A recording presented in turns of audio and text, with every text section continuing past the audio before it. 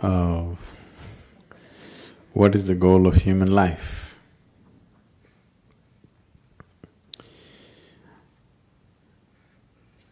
What is the purpose of human life? Or in other words, why life? That's a question. When it comes to life and existence, you never ask why.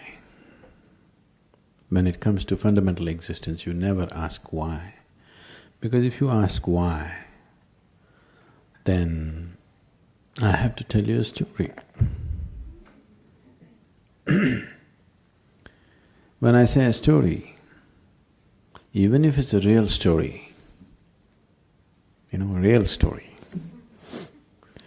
whatever I speak, if it is not in your experience, it is just a story.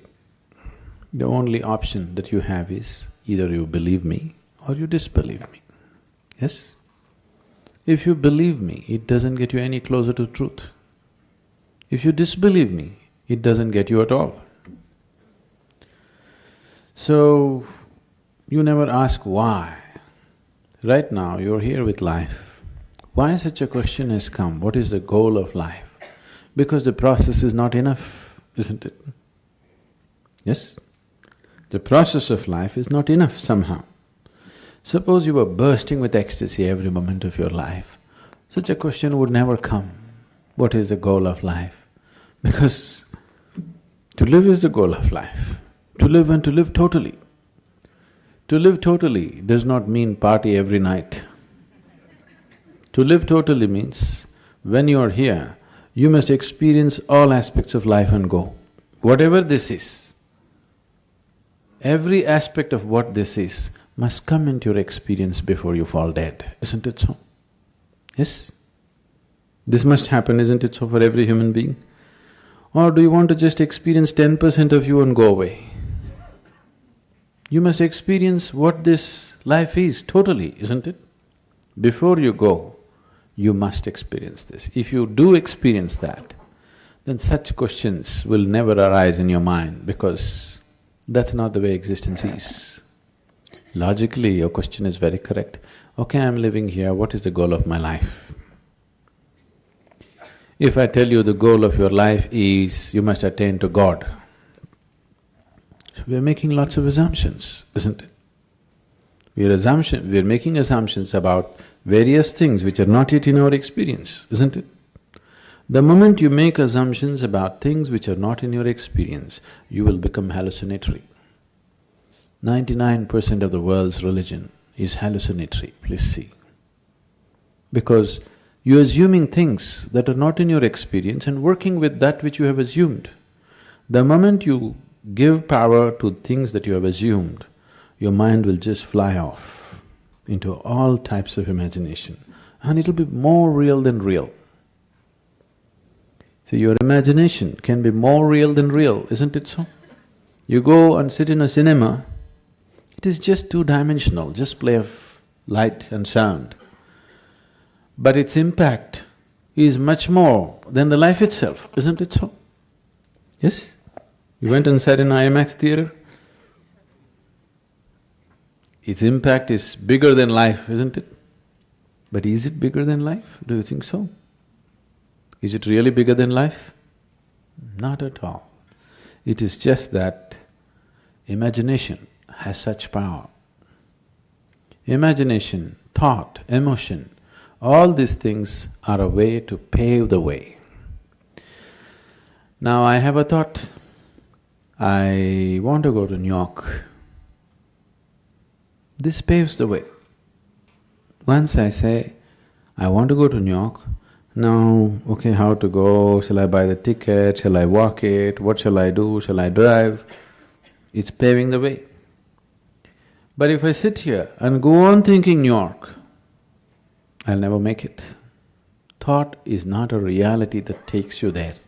It only paves the way, it makes you willing, that's all. Yes?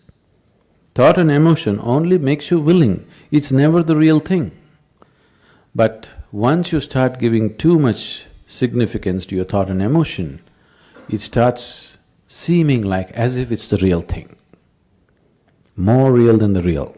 what you're thinking in your head is more real than what's around you, isn't it so?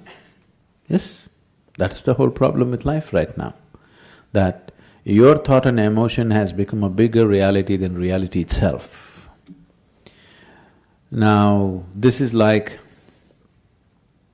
if you go probably in the countryside, there'll be, what do you call them? We call them handpost. What do you call them here?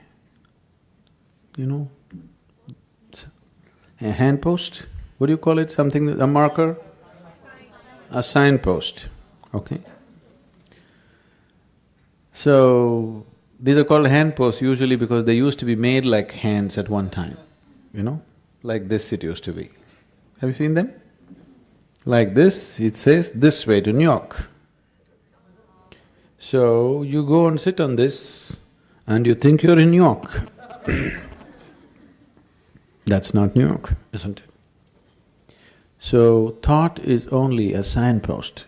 It points you in the direction you want to go, but it never takes you there, it cannot take you there. But people who think it is taking them there have become hallucinatory in such a way that even reality cannot get them out. Even if you poke them with a knife, they will not know, they're somewhere else. Their thought and emotion is far more important than that. This is a scourge which has taken humanity such a big way, such a big way. And of all the type of thoughts and emotions that we generate, the religious thought and religious emotion or spiritual thought and spiritual emotion are most dangerous because they're powerful, empowered by the otherworldly. Because of that kind of power, it just rules people. It just rules people so deeply. And we can always see that some other religion that you don't belong to, what stupidity, what nonsense they're doing, but what you're doing is just never visible, isn't it? Yes? Isn't it so? Isn't it happening every day? Because once the thought and emotion becomes powerful, you start believing it. Once you start believing something which is not yet in your experience, you are a dangerous human being.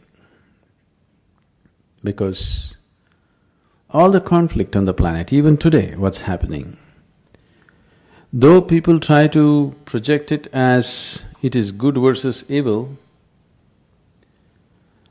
though people are trying to project it as good versus evil, it is not about good and evil. It is always about one man's belief versus another man's belief, isn't it so? Always between one man's belief and another man's belief. Why can't we be sincere enough to simply see whatever we do not know as we do not know? What is the problem? This is the biggest human problem. They can't see that they don't know. They have to bullshit themselves all the time. And this is not a joke. This is a terrible tragedy on the planet, isn't it? This is not a joke, this is not a simple thing. It has cost phenomenally for human life on this planet, phenomenally, and still continuing to cost. But what we think and feel is so important, isn't it? So, what is the goal? What if there is no goal? What will you do? Will you die tomorrow? Suppose there is no goal. What to do? You want to die? Isn't it wonderful? There's nowhere to go. Yes? Isn't it really great? There's nowhere to go, you don't have to work your way to heaven, you can just live here happily. No, we are going to heaven. If you're so sure you're going to heaven, what are you waiting for? If you're so dead sure you're anyway going to heaven, what are you waiting for? I can't understand the logic. Huh? Waiting for the ticket. All you have to do is go and cut your throat in front of the temple. You understand? Whichever is your favorite temple, it'll happen. People 100% believe after I die, I will go to the lap of God. If you are going to the lap of God, you should not delay it. Really. Isn't it so? Such a sacred duty, can you delay it? You must go today, not even tomorrow. No, you want to live long. So why are you postponing such a wonderful opportunity? That's because you're full of bull. You tell yourself things which are not yet a reality for you. I'm not questioning whether these things exist, not exist, but it's not yet a reality for you. If you talk about things which are not yet a reality for you, to put it very bluntly, it just amounts to lying. This lying has cost phenomenally for individual human beings and for the whole humanity in a big way. For more on Sadhguru, visit www.ishafoundation.org.